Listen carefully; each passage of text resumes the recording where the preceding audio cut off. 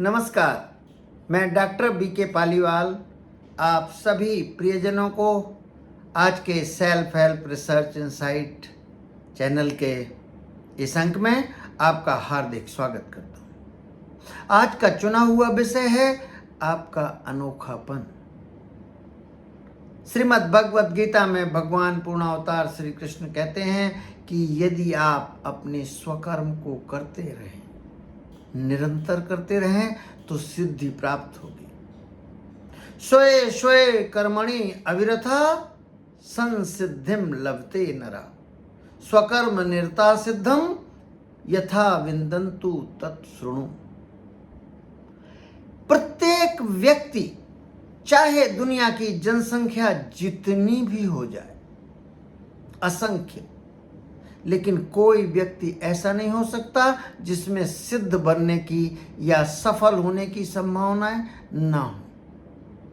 कोई दो व्यक्ति एक जैसे नहीं हो सकते। भाई भाई, बहनें बहनें, भाई बहन, कोई भी दो व्यक्ति इस ब्रह्मांड में हैं ही नहीं। कारण जो मुझे समझ में आता है कि प्रत्येक व्यक्ति को प्रकृति ने अनोखा बनाया है, अनुपम बनाया है, योग्य बनाया है और अद्वितीय बनाया है, और उसको कुछ ऐसे सद्गुण दिए हैं जो सिर्फ वही कर सकता है, दूसरा कोई और नहीं। और हमारी समस्या क्या है? हमारी समस्या क्या है? ऐसा है कि जिस कार्य में लाभ हो, हम अपने बच्चों को उस काम में लगा देते हैं। इंजीनियर, बहुत अच्छी नौकरी मिल रही है, सभी इंजीनियर बनना है। डॉक्टर, यदि लाभ दिखाई देता है और डॉक्टरों की आमदनी बहुत ज़्यादा है तो डॉक्टर बनना है। सरकारी नौकरी में यदि फायदा ज़्यादा है तो उसमें करना है। पर कायदे की बात होनी चाहिए कि ये खोजा जाना चाहिए कि इस बच्चे में कौन सा अनोखापन प्रकृति ने दिया है। क्या इसमें गायकी दी हुई है?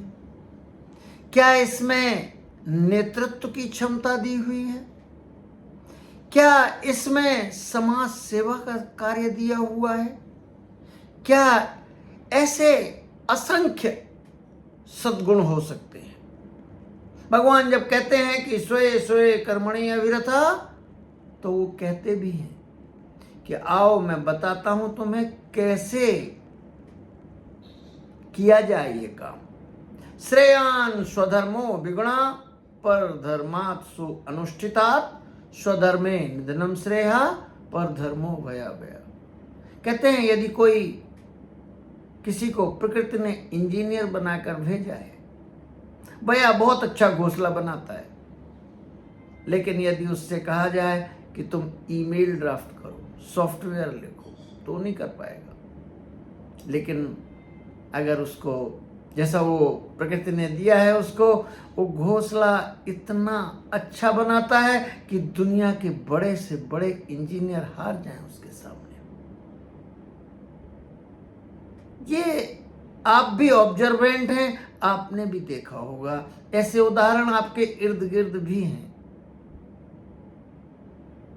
लता मंगेशकर चाहे कुछ दूसरा, चाहे जो कुछ भी करती, लेकिन आज वो जिस चीज के लिए अमर हुई वो प्रकृति द्वारा उन्हें अनोखापन प्राप्त था। अमिताभ बच्चन, धीरूभाई अंबानी, थॉमस एडिसन, बिना पढ़े लिखे वो विज्ञान जान गए, इससे निर्वात का बल्ब जलाया जा सका। दुनिया की सर्वश्रेष्ठ यूनिवर्सिटीज, क्या निश्चित तौर पर ऐसे वैज्ञानिक शोधकर्ता, ऐसे आविष्कारक थॉमस अल्वा एडिसन जैसे सिखा पढ़ा के बनाया जा सकता है? नहीं, प्रकृति ने दिया हुआ है। तो सबसे पहला काम हमें अपनी स्ट्रेंथ पहचाननी है। सेल्फ हेल्प रिसर्च इनसाइट में हम सलाह देना चाहते हैं कि हमें अधिक से अधिक समय इस काम में देना चाहिए कि हमें जानना चाहिए कि हमें प्रभु ने क्या वो अनोखापन दिया है, फिर उसको जीवन का लक्ष्य बना दें। और चाहे हम बहुत अच्छा शुरुआत में ना भी कर पाए तो भी जीवन उसके लिए समर्पित कर दें, और ये अंततः आपको सिद्ध बना देगी। सिद्ध माने सफलता की उच्चतम सीढ़ी पर बैठा देगी। ये श्रेयान स्वधर्मो विगुणा पर धर्मात्सु अनुष्ठितात स्वभाव नियतम कर्म कुर्वन् ना आप्नोति किल्बिषम्। एक दूसरे अध्याय में भी यही बात कही है कि आपको यदि जो प्रकृति ने स्वभाव दिया है उसके अनुरूप यदि आपने कर्म चुना और जिंदगी भर सतत उसमें लगे रहे तो फिर कोई भी बाधा है ही नहीं। और एक अजीब बात बता दूं, जिस रिसर्च में मैं लगा हुआ था, सच में आधुनिक मनोविज्ञान भी इस बात की पुष्टि करती है। 5000 वर्ष पहले श्रीमद् भगवत गीता में लिख दिया गया, आज शोध कार्य बता रहे हैं ये काम।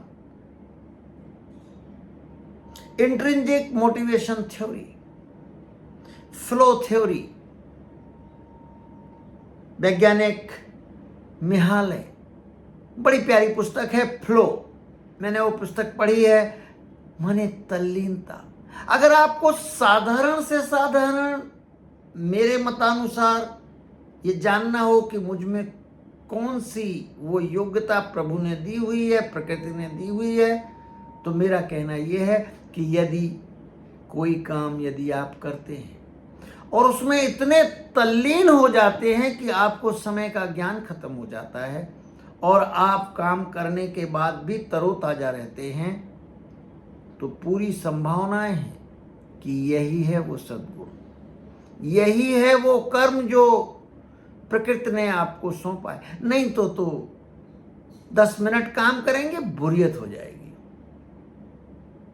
जो बहुत अच्छे वक्ता होते हैं उन्हें वक्तव्य देने में का वक्त का ज्ञान खत्म सा हो जाता है, लेकिन दूसरे आदमी को, किसी को अगर खींच खांच के स्टेज पर ले भी जाया जाए तो 2 मिनट में इतना भय जिसकी कोई हद नहीं।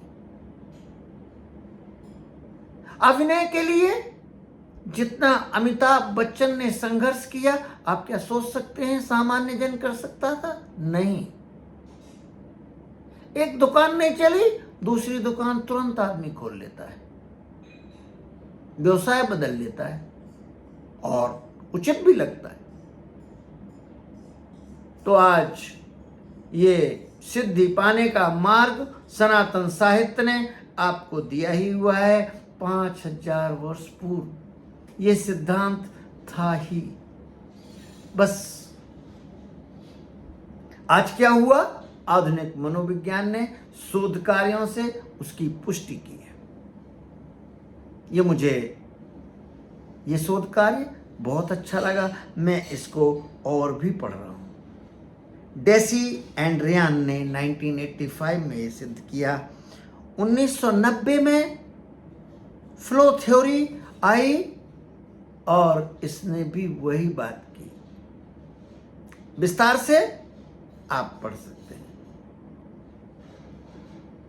पुस्तक पढ़ने का कोई दूसरा विकल्प नहीं हो सकता, ना ही ये समग्र हो सकता है। आपको वो रिसर्च स्टडीज खुद पढ़नी पड़ेंगी। यदि आपको ये चैनल के कंटेंट पसंद आते हों तो मेरी प्रार्थना है आपसे कि इसको सब्सक्राइब करें, शेयर करें, सुने और सुनाएं। आज इतना ही। धन्यवाद, धन्यवाद, बहुत बहुत धन्यवाद। मिलते हैं कल फिर से किसी दूसरे सेल्फ हेल्प रिसर्च इंसाइट के विषय को लेकर अपने अध्ययन के साथ आपसे मिलते हैं। धन्यवाद, धन्यवाद, बहुत बहुत धन्यवाद।